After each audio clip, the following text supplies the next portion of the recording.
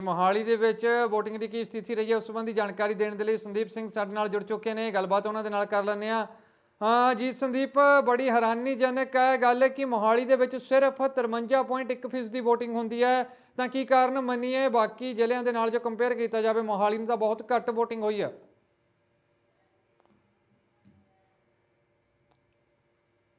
55% ਦੀ VOTING ਦੀ ਗੱਲ ਕੀਤੀ ਹੈ ਤਾਂ ਪਹਿਲਾਂ ਜਿਹੜੀ ਨੇ 11 ਤੋਂ 12% ਪਿਛਲੇ ਸਾਲਾਂ ਦੀ ਗੱਲ ਕਰ ਲਈ, 5 ਸਾਲ ਦੀ ਗੱਲ ਕਰੀਏ ਤਾਂ ਜਿਹੜੀ 11 ਤੋਂ 12% ਜਿਹੜੀ VOTING ਆ ਉਹ ਘੱਟ ਪੈਂਦੀ ਹੋਈ ਨਜ਼ਰ ਆਈ ਹੈ। ਤਾਂ ਕਿਤੇ ਨਾ ਕਿਤੇ ਜਿਹੜੇ ਉਹ ਦੇਖਿਆ ਰਿਹਾ ਕਿ ਲੋਕ ਜਿਹੜੇ ਨੇ ਉਹ ਕਈ ਵਾਰ ਸ਼ਿਫਟ ਕਰ ਜਾਂਦੇ ਨੇ, ਕੋਈ मोहाली ਦੇ ਉੱਤੋਂ ਸ਼ਿਫਟ ਕਰਕੇ ਹਾਲਾਂਕਿ ਖਰੜ ਹਲਕੇ ਵਿੱਚ ਚਲੇ ਜਾਂਦੇ ਨੇ, ਕੋਈ ਜਿਹੜੇ ਨੇ ਸ਼ਿਫਟ ਹੋ ਕੇ ਕਿਸੇ ਹੋਰ ਹਲਕੇ ਵਿੱਚ ਚੱਲਦੇ ਨੇ। ਤਾਂ ਕਿਤੇ ਨਾ ਕਿਤੇ ਇਹ ਵੀ ਜਿਹੜਾ ਖਸਤਾ ਜਿਹੜਾ ਜਿਤਾਇਆ ਜਾ ਰਿਹਾ, ਤਾਂ ਕਿਤੇ ਨਾ ਕਿਤੇ ਇਹ ਵੀ ਦੇਖਿਆ ਜਾ ਰਿਹਾ ਕਿ ਜਿਹੜੇ ਲੋਕ ਵਿਦੇਸ਼ਾਂ ਦੇ ਵਿੱਚ ਵੀ ਛੱਡ ਕੇ ਜਾ ਚੁੱਕੇ ਨੇ, ਤਾਂ ਕਈ ਲੋਕ ਐਸੇ ਵੀ ਨੇ ਜਿਹੜੇ ਵੋਟ ਪਾਉਣ ਦੇ ਇੰਟਰਸਟ 'ਚ ਵੀ ਨਹੀਂ ਹੁੰਦੇ। ਕਈ ਲੋਕਾਂ ਨੇ ਇਹ ਵੀ ਦੇਖਿਆ ਕਿਉਂਕਿ ਵਿਕਾਸ ਦੇ ਮੁੱਦੇ ਦੀ ਗੱਲ ਕरें ਤਾਂ ਕਈ ਲੋਕ ਇਹ ਵੀ ਕਹਿੰਦੇ ਹੋਏ ਨਜ਼ਰ ਆਉਂਦੇ ਨੇ ਕਿ ਵਿਕਾਸ ਜਿਹੜਾ मोहाली ਵਿੱਚ ਕਿਤੇ ਨਾ ਕਿਤੇ ਨਹੀਂ ਹੋ ਰਿਹਾ। मोहाली ਦੇ ਵਿੱਚ ਜੇ ਦੇਖਿਆ ਜਾਵੇ ਤਾਂ ਹੈਲਥ ਦੀ ਸੁਵਿਧਾ ਜਿਹੜੀ ਆ ਉਹ ਸਿਰਫ ਇੱਕ ਹਸਪਤਾਲ ਹੀ ਹੋਈ ਹੈ। मोहाली ਦਾ ਵੱਡਾ ਕਿਤੇ ਨਾ ਕਿਤੇ ਜਿਹੜਾ ਇੱਕ ਹਸਪਤਾਲ ਸਰਕਾਰ ਦੇ ਹੋਣਾ ਕਾਫੀ ਜਿਹੜਾ ਉਹ ਮਾਇਨੇ ਰੱਖਦਾ। ਤੇ ਹਸਪਤਾਲ ਦੀ ਗੱਲ ਕਰਦਾ, ਹਸਪਤਾਲ ਦੇ ਵਿੱਚ ਜਿਹੜੇ ਬੁਨਿਆਦੀ ਸਹੂਲਤਾਂ ਨੇ ਉਹ ਵੀ ਕਿਤੇ ਨਾ ਕਿਤੇ ਘੱਟ ਪਾਈ ਜਾਂਦੇ ਨੇ। ਤਾਂ ਐਜੂਕੇਸ਼ਨ ਦੀ ਗੱਲ ਕਰ ਲਈ, ਸਰਕਾਰੀ ਸਕੂਲ ਜਿਹੜਾ ਹੈ ਉਹ ਹਰ ਇੱਕ ਸੈਕਟਰ ਦੇ ਵਿੱਚ ਵੀ ਨਹੀਂ ਹੈ। ਤਾਂ ਕਿਤੇ ਕਿਤੇ ਤਿੰਨ ਫੇਜ਼ ਜਿਹੜਾ ਉਹ ਸਕੂਲ ਬਣਾਇਆ ਗਿਆ, 3V2 ਦੀ ਗੱਲ ਕਰੇ ਤਾਂ +2 ਤੱਕ ਜਿਹੜਾ ਉਹ ਸਕੂਲ ਹੈ। ਹਾਲਾਂਕਿ ਉਸ ਤੋਂ ਬਾਅਦ 11 ਫੇਜ਼ ਦੀ ਗੱਲ ਕਰ ਲਈ, मोहाली ਦੇ 11 ਫੇਜ਼ ਹੈ, ਉੱਥੇ ਵੀ ਜਿਹੜਾ ਹੁਣ ਉਹ +2 ਤੱਕ ਸਕੂਲ ਕਰ ਦਿੱਤਾ ਗਿਆ। ਪਰ ਕਿਤੇ ਨਾ ਕਿਤੇ 10ਵੀਂ ਤੱਕ ਜਿਹੜੇ ਨੇ ਸਰਕਾਰੀ ਸਕੂਲ ਜੋ ਨੇ, ਹਾਲਾਂਕਿ ਪ੍ਰਾਈਵੇਟ ਸਕੂਲ ਕਾਫੀ ਜਿਹੜੇ ਉਹ ਖੁੱਲ ਚੁੱਕੇ ਆ। ਪਰ ਵਿਕਾਸ ਦੀ ਗੱਲ ਦੇ ਉੱਤੇ ਮੁੱਦੇ ਦੇ ਉੱਤੇ ਕਈ ਲੋਕ ਜਿਹੜੇ ਨੇ ਉਹ ਵੋਟ ਪਾਉਣ ਦੇ ਇੱਛੁਕ ਨਹੀਂ ਰੱਖਦੇ ਹੋਏ ਨਜ਼ਰ ਆਏ। ਤਾਂ ਕਈ ਲੋਕ ਐਸੇ ਵੀ ਨੇ ਜਿਹੜੇ ਨੇ मोहाली ਹਲਕਾ ਛੱਡ ਕੇ ਜਾਂ ਚਮਕੌਰ ਸਾਹਿਬ ਹਲਕਾ ਜਾਂ ਖਰੜ ਹਲਕੇ ਦੀ ਗੱਲ ਕਰ ਲਈਏ, ਉੱਥੇ ਵੀ ਜੂਰ ਜਾ ਚੁੱਕੇ ਨੇ। ਤਾਂ ਕਰਕੇ ਵੋਟ ਜਿਹੜੀ ਆ ਉਹ ਘੱਟ ਪੈਣ ਦਾ ਖਸਾ ਜਿਹੜਾ ਉਹ ਜਿਤਾਇਆ ਜਾ ਰਿਹਾ। ਜੀ ਮਨਪ੍ਰੀਤ, ਬਿਲਕੁਲ, ਤਾਂ 53% ਦੀ ਵੋਟਾਂ ਪਈਆਂ ਨੇ, ਕਹਿ ਸਕਦੇ ਆ ਅੱਧੇ ਵੋਟਰ ਐਬਸੈਂਟ ਨੇ। ਤਾਂ ਅੱਧੇ ਵੋਟਰ ਐਬਸੈਂਟ ਹੋਣ ਦਾ ਮਾਇਨੇ ਤੁਸੀਂ ਦੱਸੇ ਵੀ ਨੇ ਕਿ ਵਿਕਾਸ ਨਾ ਹੋਣ ਦੇ ਕਾਰਨ ਲੋਕ ਖਫਾ ਨਜ਼ਰ ਆ ਰਹੇ ਨੇ। ਤਾਂ ਜਾਣਕਾਰੀ ਇਹ ਵੀ ਚਾਹੀਦੀ ਹੈ ਸੰਦੀਪ ਕਿ ਸ਼ਹਿਰ ਦੇ ਵੋਟਰ ਐਬਸੈਂਟ ਹੋਏ ਨੇ ਜਾਂ ਪਿੰਡਾਂ ਦੇ ਜੋ ਵੋਟਰ ਨੇ ਉਹਨਾਂ ਨੇ ਵੋਟ ਪਾਉਣ ਤੋਂ ਗੁਰੇਜ਼ ਕੀਤਾ। ਪਿੰਡਾਂ ਦੀ ਗੱਲ ਕਰਦੇ, ਪਿੰਡਾਂ ਦੇ ਵਿੱਚ ਵੀ ਲਗਾਤਾਰ VOTING ਜਿਹੜੀ 8 ਵਜੇ ਤੋਂ ਸਵੇਰ ਤੋਂ ਲਾਈਨਾਂ ਲੱਗਣੀਆਂ ਜ਼ਰੂਰ ਸ਼ੁਰੂ ਹੋ ਗਈ ਸੀ। ਤਾਂ ਸ਼ਹਿਰ ਵਿੱਚ ਵੀ ਆ ਸੀ 8 ਵਜੇ ਸ਼ੁਰੂ ਹੋ ਗਈ ਸੀ ਵੋਟਾਂ ਦੀ ਲਾਈਨ ਲੱਗਣੀ। ਤਾਂ ਕਿਤੇ ਨਾ ਕਿਤੇ ਕਈ ਲੋਕ ਜਿਹੜੇ ਨੇ ਉਹ ਨੌਕਰੀ ਜਾਂਦੇ ਹੋਏ ਵੀ, ਨੌਕਰੀ ਪੇਸ਼ਾ ਲੋਕ ਨੇ, ਨੌਕਰੀ ਜਾਂਦੇ ਹੋਏ ਵੀ ਨਜ਼ਰ ਆਏ ਨੇ। ਤਾਂ ਇਹ ਵੀ ਇੱਕ ਹੋ ਸਕਦਾ ਕਿ ਨੌਕਰੀ ਜਾਂਦੇ ਹੋਏ ਨਹੀਂ ਪਾ ਸਕੇ ਵੋਟ, ਜਾਂ 6 ਵਜੇ ਛੁੱਟੀ ਹੁੰਦੀ ਹੈ ਤਾਂ 6 ਵਜੇ ਜਦੋਂ ਆਫਿਸ ਤੋਂ ਆਉਂਦੇ ਨੇ ਤਾਂ ਕਿਤੇ ਨਾ ਕਿਤੇ ਆਫਿਸ ਜਿਹੜੇ ਨੇ ਉਹ ਬੰਦ ਹੋ ਜਾਂਦਾ ਤੇ VOTING ਜਿਹੜੀ ਆ ਉਹ ਬੰਦ ਹੋ ਜਾਂਦੀ ਹੈ। ਕਿਤੇ ਨਾ ਕਿਤੇ ਇਹ ਵੀ ਜਿਹੜਾ ਖਸਾ ਉਹ ਜਿਤਾਇਆ ਜਾ ਰਿਹਾ। ਤਾਂ ਨਾਲ ਦੇ ਨਾਲ ਪਿੰਡਾਂ ਦੀ ਗੱਲ ਕਰਦੇ, ਪਿੰਡਾਂ ਦੇ ਵਿੱਚ ਲਗਾਤਾਰ ਵਿਕਾਸ ਦੀ ਗੱਲ ਜਿਹੜੀ ਕੀਤੀ ਰਹੀ, ਸੜਕਾਂ ਜਿਹੜੀਆਂ ਦੇਖੀ ਜਾਵੇ, ਸੜਕਾਂ ਜਿਹੜੀਆਂ ਨੇ ਪਿੰਡਾਂ ਦੇ ਪੁੱਜਦੇ ਹੋਏ ਟੁੱਟੀਆਂ ਹੋਈਆਂ ਸੜਕਾਂ ਵਿੱਚ ਜਿਹੜੇ ਲੋਕਾਂ ਨੂੰ ਜਾਣਾ ਪੈਂਦਾ। ਨਾਲ ਦੇ ਨਾਲ ਸਕੂਲ ਜਿਹੜੇ ਨੇ ਸਰਕਾਰੀ ਸਕੂਲ ਬਣੇ ਹੋਏ ਨੇ, ਤਾਂ ਕੋਈ ਸਕੂਲ 8ਵੀਂ ਤੱਕ ਹੈ, ਕੋਈ 10ਵੀਂ ਤੱਕ ਹੈ। ਹਾਲਾਂਕਿ ਹਰੇਕ ਸਰਕਾਰ ਆਉਂਦੀ ਹੈ, ਕਹਿੰਦੀ ਹੈ ਕਿ ਬੁਨਿਆਦੀ ਸਹੂਲਤਾਂ ਜ਼ਰੂਰ ਸੁਧਾਰੀ ਜਾਣਗੀਆਂ, ਚਾਹੇ ਸਕੂਲਾਂ ਦੀ ਗੱਲ ਕਰ ਲਈਏ, ਚਾਹੇ ਹੈਲਥ ਦੀ ਗੱਲ ਕਰ ਲਈਏ। ਪਰ ਕਿਤੇ ਨਾ ਕਿਤੇ ਸਾਰੀ ਸਰਕਾਰਾਂ ਜਿਹੜੀਆਂ ਨੇ ਉਹ ਜਦੋਂ ਜ਼ਮੀਨੀ ਸਤਰ ਤੇ ਆਪਾਂ ਦੇਖੀਏ ਤਾਂ ਜਿਹੜੇ ਬੁਨਿਆਦੀ ਸਹੂਲਤਾਂ ਨੇ मोहाली ਦੇ ਵਿੱਚ ਉਹ ਕਿਤੇ ਨਾ ਕਿਤੇ ਦੂਰ ਹੁੰਦੀਆਂ ਹੋਈਆਂ ਨਜ਼ਰ ਜ਼ਰੂਰ ਆਉਂਦੀਆਂ ਨੇ। ਜੀ ਮਨਪ੍ਰੀਤ, ਬਿਲਕੁਲ, ਕੋਈ ਨਾ ਕੋਈ ਤਾਂ ਕਾਰਨ ਜ਼ਰੂਰ ਬਣੇ ਹੋਣਗੇ ਜਿਸ ਕਰਕੇ ਵੋਟ ਘੱਟ ਪਈ ਹੈ। ਹੋ ਸਕਦਾ ਵੋਟਰ ਆਪਣੇ ਕੰਮਾਂ ਕਾਰਾਂ ਦੇ ਵਿੱਚ ਰੁੱਝੇ ਹੋਣ, ਆਪਣੇ ਕੰਮਾਂ ਕਾਰਾਂ ਨੂੰ ਸੰਕੋਚ ਵਿੱਚ ਨਾ ਕੀਤਾ ਗਿਆ ਹੋਵੇ, ਇਸ ਕਰਕੇ ਨਾ ਪਾਈ ਗਈ ਹੋਵੇ ਵੋਟ। ਕੁਛ ਕਰੋਨਾ ਦਾ ਦੌਰ ਵੀ ਸੀ, ਲੋਕ ਡਰਦੇ ਨੇ ਕਿ ਭੀੜ ਹੋਵੇਗੀ ਉੱਥੇ, ਕਿਉਂਕਿ ਸਮਾਜਿਕ ਦੂਰੀ ਵੀ ਨਹੀਂ ਬਣੀ ਹੋਈ ਸੀ, ਲੋਕ ਲਾਈਨਾਂ ਦੇ ਵਿੱਚ ਲੱਗੇ ਹੋਏ ਸੀ। ਤਾਂ ਗੱਲ ਇਹ ਵੀ ਹੈ ਸੰਦੀਪ, ਤੁਹਾਡੇ ਨਾਲ ਸਾਂਝੀ ਕਰਨਾ ਚਾਹਾਂਗਾ ਕਿ ਜਿਸ ਤਰੀਕੇ ਤੁਸੀਂ ਦੱਸਿਆ ਕਿ ਵਿਕਾਸ ਨਾ ਹੋਣ ਦੇ ਕਾਰਨ ਲੋਕ ਖਫਾ ਨੇ, ਨਾਰਾਜ਼ ਨੇ। ਤਾਂ ਕਾਂਗਰਸ ਪਾਰਟੀ ਦੀ ਸਰਕਾਰ ਸੀ, ਬਲਵੀਰ ਸਿੰਘ ਸਿੱਧੂ ਉਮੀਦਵਾਰ ਸੀ, ਉਹਨਾਂ ਤੋਂ ਇਲਾਵਾ ਹੋਰ ਵੀ ਉਮੀਦਵਾਰ ਨੇ ਜੋ ਚੋਣ ਮੈਦਾਨ ਦੇ ਵਿੱਚ ਉਹਨਾਂ ਦੇ ਵਿਰੁੱਧ ਚੜੇ ਨੇ। ਹੋ ਸਕਦਾ ਹੈ ਲੋਕ ਉਹਨਾਂ ਨੂੰ ਵੀ ਚੂਜ਼ ਕਰ ਸਕਦੇ ਸੀ, ਉਹਨਾਂ ਨੂੰ ਵੋਟ ਪਾ ਸਕਦੇ ਸੀ, ਜਾਂ ਇਤਬਾਰ ਹੀ ਨਹੀਂ ਰਿਹਾ ਲੋਕਾਂ ਨੂੰ ਇਹਨਾਂ ਸਿਆਸੀ ਆਗੂਆਂ ਤੇ। ਜੀ ਬਲਵੀਰ ਸਿੱਧੂ ਦੀ ਗੱਲ ਪਹਿਲਾਂ ਆਪਾਂ ਕਰ ਲੈਂਦੇ ਕਿਉਂਕਿ ਕਾਂਗਰਸ ਸਰਕਾਰ ਸੀ ਤੇ ਵਿਧਾਇਕ ਉਹੀ ਸੀ। ਤਾਂ ਕਿਤੇ ਨਾ ਕਿਤੇ ਬਲਵੀਰ ਸਿੱਧੂ ਇਹ ਕਹਿੰਦੇ ਹੋਏ ਨਜ਼ਰ ਆਉਂਦੇ ਸੀ ਅਸੀਂ ਵਿਕਾਸ ਜਿਹੜਾ ਉਹ ਬਹੁਤ ਕਰ ਦਿੱਤਾ ਹੈ। ਪਰ ਪਿੰਡਾਂ ਦੇ ਵਿੱਚ ਦੇਖਿਆ ਜਾਵੇ ਤਾਂ ਉਹਨਾਂ ਦੇ ਉੱਤੇ ਇਲਜ਼ਾਮ ਜ਼ਰੂਰ ਲਗਾਏ ਜਾਂਦੇ ਸੀ, ਵਿਰੋਧੀ ਉਹਨਾਂ ਦੇ ਇਲਜ਼ਾਮ ਲਗਾਉਂਦੇ ਹੋਏ ਨਜ਼ਰ ਆਉਂਦੇ ਸੀ ਕਿ ਪਿੰਡਾਂ ਦੇ ਵਿੱਚ ਜਿਹੜੀ ਉਹ ਜ਼ਮੀਨ ਕਬਜ਼ੇ ਕੀਤੇ ਗਏ ਨੇ। ਚਾਹੇ ਉਹ ਗਊਸ਼ਾਲਾ ਦੀ ਗੱਲ ਕੀਤੀ ਜਾਵੇ, ਬਲੌਗੀ ਦੀ ਗਊਸ਼ਾਲਾ ਦੀ ਵੀ ਇਹ ਵਿਰੋਧੀ ਕਹਿੰਦੇ ਜਾਂਦੇ ਨੇ ਕਿ ਜਿਹੜੀ ਹੈ ਉਹ ਗਊਸ਼ਾਲਾ ਦੀ ਜ਼ਮੀਨ ਜਿਹੜੀ ਦੱਬੀ ਗਈ ਹੈ ਕਿਤੇ ਨਾ ਕਿਤੇ। ਪਰ ਦੇਖਿਆ ਜਾਵੇ ਤਾਂ ਕਾਂਗਰਸ ਦੇ ਵਿਧਾਇਕ ਬਲਵੀਰ ਸਿੰਘ ਸਿੱਧੂ ਖੁਦ ਇਹ ਕਹਿੰਦੇ ਹੋਏ ਨਜ਼ਰ ਆਉਂਦੇ ਨੇ ਕਿ ਉਹ ਜਿਹੜੀ ਸ਼ਮਸ਼ਾਨ ਘਾਟ ਦੀ ਜ਼ਮੀਨ ਸੀ ਅਸੀਂ ਉਹ ਖਰੀਦ ਕੇ ਉਸ ਦੇ ਉੱਤੇ ਗਊਸ਼ਾਲਾ ਬਣਾਈ ਹੈ। ਪਰ ਸੱਚ ਕੀ ਹੈ ਇਹ ਅਸੀਂ ਨਹੀਂ ਵਿੱਚੋਂ ਦੱਸ ਸਕਦੇ, ਕਿਉਂ ਸਾਨੂੰ ਵੀ ਹਜੇ ਇਹ ਕਲੀਅਰ ਨਹੀਂ ਹੋ ਪਾਇਆ, ਕਿਉਂਕਿ ਲਗਾਤਾਰ ਵਿਰੋਧੀ ਇਹ ਕਹਿੰਦੇ ਨੇ ਕਿ ਦੱਬੀ ਹੋਈ ਹੈ ਔਰ ਉਹ ਕਹਿੰਦੇ ਨੇ ਕਿ ਅਸੀਂ ਇਹ ਖਰੀਦੀ ਹੋਈ ਹੈ। ਹਾਲਾਂਕਿ ਪਿੰਡਾਂ ਦੇ ਵਿੱਚ ਜਿਹੜੀਆਂ ਜ਼ਮੀਨਾਂ ਨੇ ਉਹ ਵੀ ਦੱਬਣ ਦੀ ਗੱਲ ਜਿਹੜੀ ਆ ਉਹ ਸ਼ਾਮਨਾਰ ਦੀ ਗੱਲ ਕਰ ਲਈਏ ਤਾਂ ਉਹ ਦੱਬਣ ਦੀ ਗੱਲ ਕਿਤੇ ਨਾ ਕਿਤੇ ਸਾਹਮਣੇ ਆਈ ਹੈ। ਤਾਂ ਦੂਸਰੇ ਪਾਸੇ ਬਲਵੀਰ ਸਿੰਘ ਸਿੱਧੂ ਦੇ ਅਮਰਜੀਤ ਸਿੰਘ ਜੀਤ ਜਿਹੜੇ ਮੋਹਾਲੀ ਦੇ ਮੇਅਰ ਨੇ, ਉਹਨਾਂ ਦੇ ਘਰੋਂ ਇੱਕ ਦਿਨ ਪਹਿਲਾਂ ਸਿਲਾਈ ਮਸ਼ੀਨਾਂ ਤੇ ਕੰਬਲ, ਸਿਲਾਈ ਮਸ਼ੀਨਾਂ ਅਤੇ ਨਾਲ ਸੂਟ ਤੇ ਨਾਲ ਦੇ ਨਾਲ ਸ਼ਰਾਬ ਦੀਆਂ ਪੇਟੀਆਂ ਜ਼ਰੂਰ ਮਿਲੀਆਂ ਨੇ। ਤੇ ਰਾਤ ਨੂੰ 10 ਵਜੇ ਜਿਹੜੀ ਆ ਉਹ ਰੇਡ ਪੈਂਦੀ ਹੈ ਤਾਂ ਕਿਤੇ ਨਾ ਕਿਤੇ 12 ਵਜੇ ਤੱਕ ਉਹ ਰੇਡ ਪੈਂਦੀ ਹੋਈ ਜ਼ਰੂਰ ਦਿਖਦੀ ਹੈ। ਤਾਂ ਉਹਦੇ ਵਿੱਚ ਜਿਹੜੇ ਉੱਚ ਅਧਿਕਾਰੀ ਨੇ ਕੁਝ ਕਹਿਣ ਤੋਂ ਗੁਰੇਜ਼ ਕਰਦੇ ਨੇ। ਹਾਲਾਂਕਿ ਬਲਵੀਰ ਸਿੰਘ ਸਿੱਧੂ ਮੋਹਾਲੀ ਦੇ ਵਿਧਾਇਕ ਨੇ ਤੇ ਜੀਤੀ ਜਿਹੜੇ ਨੇ ਉਹ ਮੇਅਰ ਨੇ, ਤਾਂ ਕਿਤੇ ਨਾ ਕਿਤੇ ਸਿਆਸੀ ਜਿਹੜਾ ਦਬਾਅ ਉਹ ਦੇਖਿਆ ਜਾਂਦਾ, ਤਾਂ ਕਿਤੇ ਇਹ ਗੱਲ ਨਿਕਲ ਕੇ ਬਾਹਰ ਨਹੀਂ ਆਉਂਦੀ। ਸੂਤਰਾਂ ਦੇ ਹਵਾਲੇ ਤੋਂ ਇਹ ਖਬਰ ਸਾਡੇ ਕੋਲ ਆਈ ਹੈ ਕਿ ਉੱਥੇ ਜਿਹੜੇ ਨੇ ਸੂਟ ਜਿਹੜੇ ਨੇ ਉਹ ਮਿਲੇ ਨੇ, ਨਾਲ ਦੇ ਨਾਲ ਸਿਲਾਈ ਮਸ਼ੀਨਾਂ ਤੇ ਸ਼ਰਾਬ ਦੀਆਂ ਪੇਟੀਆਂ ਜ਼ਰੂਰ ਉੱਥੇ ਮਿਲੀਆਂ ਨੇ। ਤਾਂ ਕਿਤੇ ਨਾ ਕਿਤੇ ਇਹ ਗੱਲ ਸਾਹਮਣੇ ਆਉਂਦੀ, ਤਾਂ ਲੋਕ ਜ਼ਰੂਰ ਦੇਖਦੇ ਨੇ ਵੋਟਿੰਗ ਪਾਉਣ ਤੋਂ ਪਹਿਲਾਂ ਜਿਹੜੇ ਲੋਕਾਂ ਨੂੰ ਇਹ ਸਮਾਂ ਜਿਹੜਾ ਦਿੱਤਾ ਜਾਂਦਾ, ਕਿਤੇ ਨਾ ਇਸੀ ਕਰਕੇ ਲੋਕ ਜਿਹੜੇ ਨੇ ਉਹ ਅੱਗੇ ਜਿਹੜੇ ਜਿਹੜੇ ਐਜੂਕੇਟਡ ਲੋਕ ਜ਼ਿਆਦਾ ਹੋ ਗਏ ਨੇ, ਹੁਣ ਕਿਤੇ ਨਾ ਕਿਤੇ ਵੋਟ ਪਾਉਣ ਤੋਂ ਗੁਰੇਜ਼ ਵੀ ਕਰਦੇ ਨਜ਼ਰ ਆਉਂਦੇ। ਹਾਲਾਂਕਿ ਇਲੈਕਸ਼ਨ ਕਮਿਸ਼ਨ ਤੋਂ ਖੁਦ ਇਹ ਕਿਹਾ ਗਿਆ ਸੀ ਕਿ ਹਰ ਇੱਕ ਵਿਅਕਤੀ ਜਿਹੜਾ ਉਹ ਵੋਟ ਜ਼ਰੂਰ ਪਾਵੇ, ਆਪਣਾ ਲੋਕਤੰਤਰ ਜਿਹੜਾ ਉਹ ਜ਼ਰੂਰ ਆਪਣਾ ਮਤ ਦਾ ਜ਼ਰੂਰ ਜਿਹੜਾ ਉਹ ਪ੍ਰਯੋਗ ਕਰੇ। ਜੀ ਬਿਲਕੁਲ ਸੰਦੀਪ, ਤਾਂ ਇਸ ਤੋਂ ਬਾਅਦ ਹੁਣ ਜੋ 6 ਵਜੇ ਵੋਟਾਂ ਭੁਗਤ ਗਈਆਂ ਸੀ, ਉਸ ਤੋਂ ਬਾਅਦ ਜੋ EVM ਨੇ ਉਹਨਾਂ ਨੂੰ ਸਟਰੋਂਗ ਰੂਮ ਦੇ ਵਿੱਚ ਸੁਰੱਖਿਅਤ ਰੱਖ ਦਿੱਤਾ ਹੈ। ਸੁਭਾਵਿਕ ਹੈ ਬਾਹਰ ਸਿਕਿਉਰਿਟੀ ਵਾਲੇ ਖੜੇ ਹੋਣਗੇ, ਤਾਂ EVM ਨੂੰ ਲੈ ਕੇ ਵੀ ਅਸੀਂ ਗਰਾਊਂਡ ਜ਼ੀਰੋ ਤੋਂ ਰਿਪੋਰਟ ਚਾਹਾਂਗੇ ਕਿ ਤੁਸੀਂ ਪੇਸ਼ ਕਰੋ, ਦੱਸੋ ਕਿ ਆਖਰਕਾਰ ਉਹ ਕਿੱਥੇ ਇਕੱਠੀਆਂ ਕਰਕੇ ਰੱਖੀਆਂ ਹੋਈਆਂ ਨੇ ਮਸ਼ੀਨਾਂ, ਜਿਨ੍ਹਾਂ ਦੇ ਵਿੱਚ ਕਿਸਮਤ ਕੈਦ ਹੈ ਇਹਨਾਂ ਉਮੀਦਵਾਰਾਂ ਦੀ। ਮੋਹਾਲੀ ਦੇ ਸਟਰੋਂਗ ਰੂਮ ਦੀ ਗੱਲ ਕਰਦਾ, ਮੋਹਾਲੀ ਦੇ ਵਿੱਚ 2 ਸਟਰੋਂਗ ਰੂਮ ਜਿਹੜੇ ਬਣੇ ਹੋਏ ਆ। ਅਸੀਂ ਜਿਹੜੇ ਇੱਥੇ ਖੜੇ ਹੋਏ ਆ ਉਹ ਸੁਹਾਣਾ ਦਾ ਸਪੋਰਟਸ ਸਟੇਡੀਅਮ ਹੈ ਜਿਹੜਾ, ਉੱਥੇ ਮਲਟੀ ਨੈਸ਼ਨਲ ਸਪੋਰਟਸ ਸਟੇਡੀਅਮ ਜਿਹੜਾ ਬਣਾਇਆ ਗਿਆ ਸਰਕਾਰ ਵੱਲੋਂ, ਉੱਥੇ ਜਿਹੜੀਆਂ ਮਸ਼ੀਨਾਂ ਰੱਖੀਆਂ ਗਈਆਂ। ਤਾਂ ਤਸਵੀਰਾਂ ਤੁਹਾਨੂੰ ਦਿਖਾ ਦਿੰਦੇ ਆ। ਪਹਿਲਾਂ ਜਿਹੜਾ ਇਹ ਜਿਹੜਾ ਮਲਟੀ ਜਿਹੜੇ ਸਪੈਸ਼ਲਿਸਟ ਸਟੇਡੀਅਮ ਹੈ ਜਿਹੜਾ ਉਹ ਦੀਆਂ ਤਸਵੀਰਾਂ ਤੁਹਾਨੂੰ ਦਿਖਾ ਰਿਹਾ, ਜਿੱਥੇ ਕਿ ਸਿਕਿਉਰਿਟੀ ਤੁਸੀਂ ਦੇਖ ਸਕਦੇ ਹੋ। ਇੱਕ ਲੇਅਰ ਇਹ ਹੈ, ਉਸ ਤੋਂ ਪਹਿਲਾਂ ਲੇਅਰ ਜਿਹੜੀ ਆ ਉਹ ਗੇਟ ਦੇ ਉੱਤੇ ਬਣਾਈ ਗਈ ਹੈ। ਪਹਿਲੀ ਜਿਹੜੀ ਸਿਕਿਉਰਿਟੀ ਆ ਉਹ ਪਹਿਲਾ ਲੇਅਰ ਇੱਕ ਗੇਟ ਤੇ ਆ, ਉਸ ਤੋਂ ਬਾਅਦ ਸੈਂਟਰ ਦੇ ਵਿੱਚ ਇਹ ਜਿਹੜੀ ਸਿਕਿਉਰਿਟੀ ਖੜੀ ਹੈ। ਉਸ ਤੋਂ ਬਾਅਦ ਅੱਗੇ ਜਿਹੜੀ CRPF ਦੀ ਗੱਲ ਕਰ ਲਈਏ, ਉਹ ਅੱਗੇ ਖੜੀ ਹੋਈ ਹੈ ਸਿਕਿਉਰਿਟੀ। ਹਾਲਾਂਕਿ ਮੀਡੀਆ ਨੂੰ ਜਾਣ ਦੀ ਇਜਾਜ਼ਤ ਜਿਹੜੀ ਉਹ ਨਹੀਂ ਦਿੱਤੀ ਗਈ ਹੈ, ਤੇ ਪਹਿਲੀ ਜਿਹੜੀ ਦੂਸਰੀ ਸਿਕਿਉਰਿਟੀ ਲੈਵਲ ਤੱਕ ਜਿਹੜਾ ਸਾਨੂੰ ਪਹੁੰਚਣ ਦੀ ਇਜਾਜ਼ਤ ਜਿਹੜੀ ਦਿੱਤੀ ਗਈ ਸੀ, ਤਾਂ ਉੱਥੇ ਤੱਕ ਅਸੀਂ ਤੁਹਾਨੂੰ ਰਿਪੋਰਟਿੰਗ ਗਰਾਊਂਡ ਜ਼ੀਰੋ ਤੋਂ ਦੇ ਰਹੇ ਹਾਂ। ਕਿਤੇ ਨਾ ਕਿਤੇ ਇੱਥੇ ਜਿਹੜੀਆਂ ਮਸ਼ੀਨਾਂ ਨੇ ਉਹ ਰੱਖੀਆਂ ਗਈਆਂ, ਤਾਂ ਮਸ਼ੀਨਾਂ ਦੇ ਵਿੱਚ ਜਿਹੜੀਆਂ ਹੋਰ ਇੱਕ ਤੁਹਾਨੂੰ ਦੱਸ ਦਿੰਦੇ ਆ, ਜਿਹੜੀਆਂ ਮਸ਼ੀਨਾਂ ਦੇ ਵਿੱਚ ਜਿਹੜੇ ਪਾਰਟੀ ਦੇ ਨੁਮਾਇੰਦੇ ਨੇ, ਜਾਂ ਗੱਲ ਕਰ ਲਈਏ ਜਿਹੜੇ ਉਹਨਾਂ ਦੇ ਆਫਿਸ ਜਿਹੜੇ ਪਾਰਟੀ ਦੇ ਕੁਝ ਵਰਕਰ ਨੇ, ਉਹਨਾਂ ਵਾਸਤੇ ਇੱਥੇ ਪਹਿਲੀ ਵਾਰ ਜਿਹੜਾ ਉਹ ਟੈਂਟ ਵੀ ਲਗਾਏ ਗਏ ਨੇ। ਤਾਂ ਟੈਂਟ ਜਿਹੜੇ ਉਰੇ ਲੱਗੇ ਹੋਏ ਨੇ, ਵਰਕਰ ਜਿਹੜੇ ਉਰੇ ਆ ਕੇ ਰਹਿ ਸਕਦੇ ਨੇ, ਮਸ਼ੀਨਾਂ ਦੀ ਆਪਣੀ ਰਾਖੀ ਕਰ ਸਕਦੇ ਨੇ। ਤਾਂ DC ਦੇ ਬਿਆਨ ਦੇ ਉੱਤੇ ਤੁਹਾਨੂੰ ਦੱਸ ਦਿੰਦੇ ਆ, DC ਈਸ਼ਾ ਕਾਲੀ ਜਿਹੜੇ ਮੋਹਾਲੀ ਦੇ ਨੇ, ਉਹਨਾਂ ਨੇ ਦੱਸਿਆ ਕਿ 3 ਲੈਵਲ ਦੇ ਵਿੱਚ ਜਿਹੜੀ ਸਿਕਿਉਰਿਟੀ ਆ ਉਹ ਲਗਾਈ ਗਈ ਹੈ।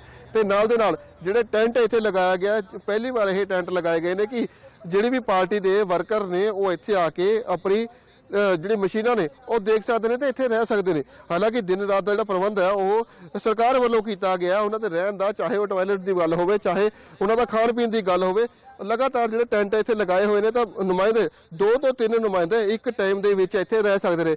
ਹਾਲਾਂਕਿ ਜੇਕਰ ਨੁਮਾਇੰਦਾ ਕਹਿੰਦਾ ਕਿ ਮੈਂ ਆਪਣੀ ਮਸ਼ੀਨ ਦੇਖਣੀ ਹੈ, ਤਾਂ CRPF ਦਾ ਮੁਲਾਜ਼ਮ ਉਹਨਾਂ ਨੂੰ ਅੰਦਰ ਲੈ ਕੇ ਜਾਂਦਾ, ਉਹਨਾਂ ਦੀ ਮਸ਼ੀਨ ਕੁਝ ਦੂਰੀ ਤੋਂ ਜਿਹੜਾ ਉਹ ਦਿਖਾ ਕੇ ਲਿਆਂਦਾ। ਹਾਲਾਂਕਿ ਮਸ਼ੀਨ ਤੱਕ ਨਹੀਂ ਜਾਣਾ ਦਿੱਤਾ ਹੁੰਦਾ, ਮਸ਼ੀਨ ਤੋਂ ਪਹਿਲਾਂ ਕੁਝ ਦੂਰ ਖੜਾ ਕੀਤਾ ਜਾਂਦਾ, ਤਾਂ ਮਸ਼ੀਨ ਦਿਖਾਈ ਜਾਂਦੀ ਕਿ ਤੁਹਾਡੀ ਮਸ਼ੀਨ ਇਹ ਹੈ। ਤੇ ਤੁਸੀਂ ਦੇਖ ਸਕਦੇ ਹੋ ਸੀਲ ਉਹਦੇ ਤੇ ਲੱਗੀ ਹੋਈ ਹੈ, ਸਭ ਕੁਝ ਦਿਖਾਇਆ ਜਾਂਦਾ। ਤਾਂ ਬਕਾਇਦਾ ਉਸ ਨੂੰ ਦਿਖਾ ਕੇ ਬਾਹਰ ਦੁਬਾਰਾ ਟੈਂਟ 'ਚ ਲਿਆਇਆ ਜਾਂਦਾ। ਹਾਲਾਂਕਿ ਪਾਸ ਬਣੇ ਹੋਏ ਨੇ ਉਹਨਾਂ ਦੇ, ਤਾਂ ਅੰਦਰ ਆਉਂਦੇ ਨੇ ਤੇ ਅੰਦਰ ਆ ਕੇ ਦੂਸਰੇ ਜਿਹੜੇ ਨੇ ਉਹ ਮੁਲਾਜ਼ਮ, ਅਗਰ ਉਹਨਾਂ ਨੇ ਵਰਕਰਾਂ ਨੇ ਜਾਣਾ ਹੁੰਦਾ ਤਾਂ ਉਹ ਵਰਕਰ ਦੂਸਰੇ ਵਰਕਰ ਦੇ ਨਾਲ ਸ਼ਫਲ ਹੋ ਕੇ ਚੇਂਜ ਹੋ ਸਕਦੇ ਨੇ। ਤਾਂ 3 ਲੇਅਰ ਦੇ ਵਿੱਚ ਇਹ ਸਿਕਿਉਰਿਟੀ ਲੱਗੀ ਹੋਈ ਹੈ। ਤਾਂ EVM ਦੇ ਹੁਣ ਦੇਖਣਾ ਹੋਵੇਗਾ ਕਿ EVM ਦੇ ਜਿਹੜੀਆਂ ਮਸ਼ੀਨਾਂ ਨੇ ਉਹ 10 ਫਰਵਰੀ ਨੂੰ ਖੁੱਲਣੀਆਂ ਨੇ। ਤਾਂ ਕਿਤੇ ਨਾ ਕਿਤੇ ਜਿਹੜੇ ਉਮੀਦਵਾਰ ਨੇ ਉਹਨਾਂ ਦੀ ਜਿਹੜੀ ਕਿਸਮਤ ਹੈ ਉਹ EVM ਦੇ ਵਿੱਚ 10 ਫਰਵਰੀ ਨੂੰ ਪਿਟਾਰਾ ਜਿਹੜਾ ਖੁੱਲ੍ਹਣ ਜਾ ਰਿਹਾ। ਤਾਂ ਕਿਹਦੀ ਕਿਸਮਤ ਕਿੱਥੇ ਚਾਹੁੰਦੀ ਹੈ, ਤਾਂ ਕਿਹਦੀ ਕਿਸਮਤ ਜਿਹੜੀ ਖੁੱਲ੍ਹਦੀ ਹੈ ਉਹ 10 ਫਰਵਰੀ ਨੂੰ ਹੀ 10 ਮਾਰਚ ਨੂੰ ਹੀ ਦੇਖਣ ਨੂੰ ਸਾਹਮਣੇ ਆਵੇਗਾ।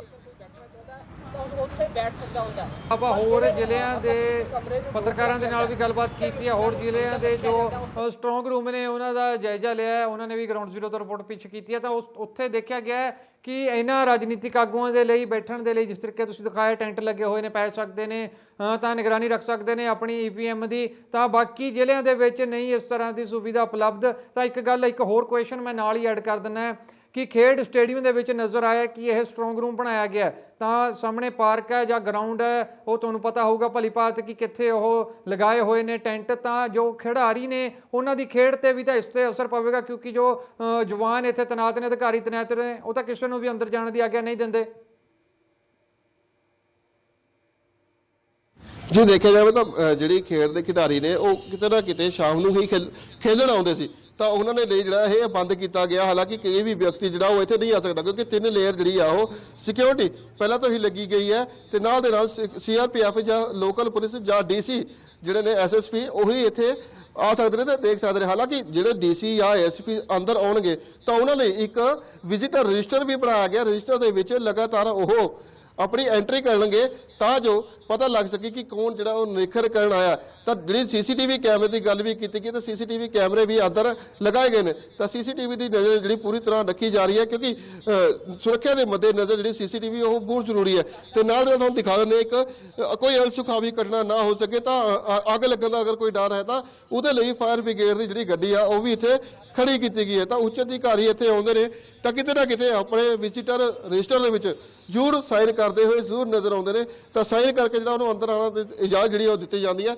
ਤਾਂ ਹੋਰ ਤੁਹਾਨੂੰ ਨੇੜੇ ਜਾ ਕੇ ਦਿਖਾ ਦਿੰਦੇ, ਤੁਹਾਨੂੰ ਇੱਥੋਂ ਦੀ ਦੂਸਰੇ ਲੈਵਲ ਦੀ ਜਿਹੜੀ ਚੈਕਿੰਗ ਹੈ ਉਹ ਦਿਖਾ ਦਿੰਦੇ ਆ। ਜਿਹੜੀ ਚੈਕਿੰਗ ਇੱਥੇ ਹੈ, ਇਸ ਤੋਂ ਅੱਗੇ ਜਿਹੜਾ ਮੀਡੀਆ ਨੂੰ ਜਾਣਾ ਤੋਂ ਅਲਾਉਡ ਨਹੀਂ ਕੀਤਾ ਗਿਆ। ਹਾਲਾਂਕਿ ਪਹਿਲੇ ਗੇਟ ਤੋਂ ਹੀ ਜਿਹੜਾ ਅਲਾਉਡ ਨਹੀਂ ਸੀਗਾ, ਤਾਂ ਉਸ ਤੋਂ ਬਾਅਦ ਗੱਲ ਕੀਤੀ ਗਈ DC ਮੈਡਮ ਨਾਲ, ਤਾਂ ਉਹਨਾਂ ਨੇ ਜਿਹੜਾ ਅੰਦਰ ਜਾਣ ਲਈ ਅੱਗੇ ਜਾਣ ਦਿੱਤਾ ਗਿਆ। ਤਾਂ ਤੁਸੀਂ ਦੇਖ ਸਕਦੇ ਹੋ ਸਿਕਿਉਰਿਟੀ ਜਿਹੜੀ ਆ ਉਹ ਸਾਹਮਣੇ ਜਿਹੜਾ ਟੈਂਟ ਤੁਹਾਨੂੰ ਦਿਖਾ ਰਿਹਾ, ਉਹ ਟੈਂਟ ਦੇ ਵਿੱਚ ਜਿਹੜੀ ਆ ਸਿਕਿਉਰਿਟੀ 3rd ਲੈਵਲ ਦੀ ਜਿਹੜੀ ਆ ਉਹ ਖੜੀ ਹੋਈ ਹੈ। ਤੇ ਨਾਲ ਦੇ ਨਾਲ ਅੰਦਰ ਮੈਟਲ ਡਿਟੈਕਟਰ ਜਿਹੜੇ ਨੇ ਉਹ ਵੀ ਲੱਗੇ ਹੋਏ ਨੇ। ਤਾਂ ਉਸ ਤੋਂ ਬਾਅਦ ਜਿਹੜੇ ਦੂਸਰੇ ਲੈਵਲ ਦੀ ਸਿਕਿਉਰਿਟੀ ਆ ਉੱਥੇ ਅਸੀਂ ਖੜੇ ਆ, ਉੱਥੋਂ ਹੀ ਤੁਹਾਨੂੰ ਇਹ ਤਸਵੀਰਾਂ ਦਿਖਾ ਰਹੇ ਆ ਜਿੱਥੇ ਕਿ ਮੀਡੀਆ ਨੂੰ ਜਾਣ ਦੀ ਅੱਗੇ ਦੀ ਇਜਾਜ਼ਤ ਨਹੀਂ ਦਿੱਤੀ ਗਈ ਹੈ। ਹਾਲਾਂਕਿ CCTV ਕੈਮਰੇ ਜਿਹੜੇ ਨੇ ਅੰਦਰ ਲੱਗੇ ਹੋਏ ਨੇ, ਉੱਤੇ ਰਜਿਸਟਰ ਵੀ ਰੱਖਿਆ ਹੋਇਆ। ਵਿਜ਼ਿਟਰ ਦੀ ਜਿਹੜੀ ਐਂਟਰੀ ਆ ਉਹ ਰਜਿਸਟਰ ਦੇ ਉੱਤੇ ਲਿਖੀ ਜਾਂਦੀ ਹੈ ਤੇ ਨਾਲ ਦੇ ਨਾਲ ਸਿਕਿਉਰਿਟੀ ਪੂਰੀ ਜਿਹੜੀ ਕੀਤੀ ਗਈ ਹੈ।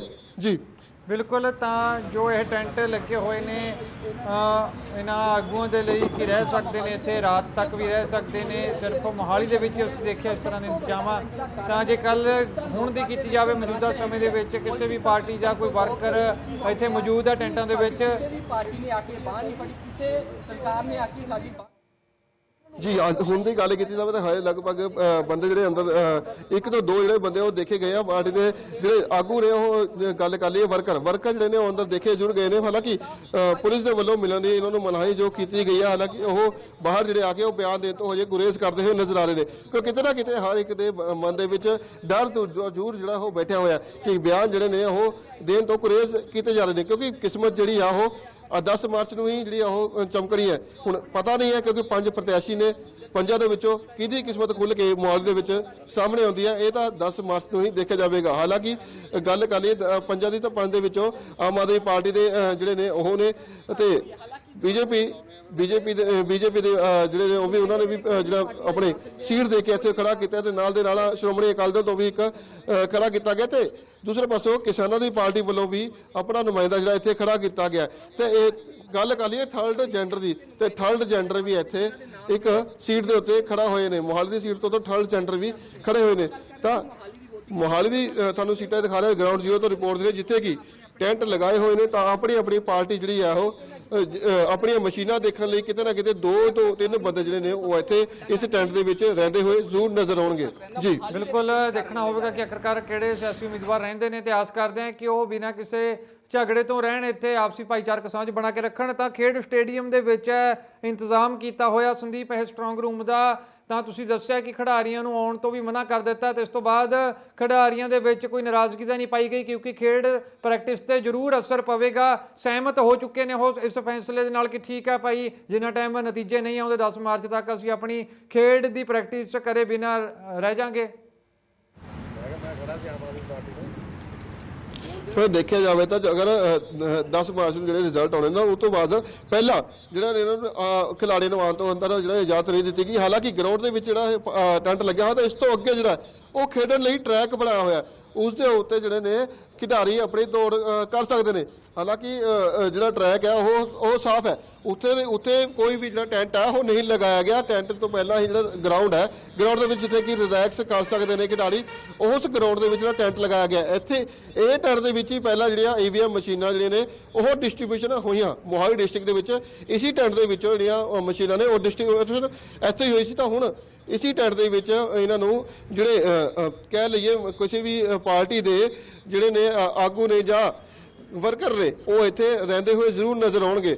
ਤਾਂ 2 ਤੋਂ 3 ਬੰਦੇ ਦੀ ਗੱਲ ਕੀਤੀ ਗਈ ਹੈ, ਤਾਂ ਉਹਦੇ ਵਿੱਚ ਪ੍ਰਸ਼ਾਸਨ ਦੀ ਜਿਹੜੀ ਪ੍ਰਸ਼ਾਸਨ ਵੱਲੋਂ ਇੰਤਜ਼ਾਮ ਜ਼ਰੂਰ ਕੀਤਾ ਗਿਆ ਤਾਂ ਇੱਥੇ ਜੋ ਰਹਿ ਸਕਣ, ਤਾਂ ਕਿ ਕਿਤੇ ਨਾ ਕਿਤੇ ਅਗਰ ਇਲਜ਼ਾਮ ਲਗਾਉਂਦੇ ਹੋਏ ਨਜ਼ਰ ਆਉਂਦੇ ਕਿ ਸਾਡੀ ਮਸ਼ੀਨ ਦੇ ਵਿੱਚ ਗੜਬੜ ਹੋਈ ਹੈ ਤਾਂ ਉਹ ਜਿਹੜੀ ਚੀਜ਼ ਨੂੰ ਦੇਖਦੇ ਹੋਏ ਪ੍ਰਸ਼ਾਸਨ ਵੱਲੋਂ ਇਹ ਫੈਸਲਾ ਜ਼ਰੂਰ ਲਿੱਤਾ ਗਿਆ। ਹਾਲਾਂਕਿ ਪ੍ਰਸ਼ਾਸਨ ਵੱਲੋਂ ਇਹ ਵੀ ਕਿਹਾ ਗਿਆ ਸੀਗਾ ਕਿ ਅਗਰ ਤੁਹਾਡੀਆਂ ਮਸ਼ੀਨਾਂ ਜਿਵੇਂ ਕਿ ਬੂਥ ਦੇ ਉੱਤੋਂ ਮਸ਼ੀਨਾਂ ਤੁਹਾਡੇ ਨਿਕਲਦੀਆਂ ਨੇ ਤਾਂ ਤੁਸੀਂ ਉਹਨਾਂ ਦੇ ਨਾਲ ਉਹਨਾਂ ਨੂੰ ਛੱਡਣ ਤੱਕ ਸਟਰੋਂਗ ਰੂਮ ਤੱਕ ਜ਼ਰੂਰ ਆ ਸਕਦੇ ਹੋ।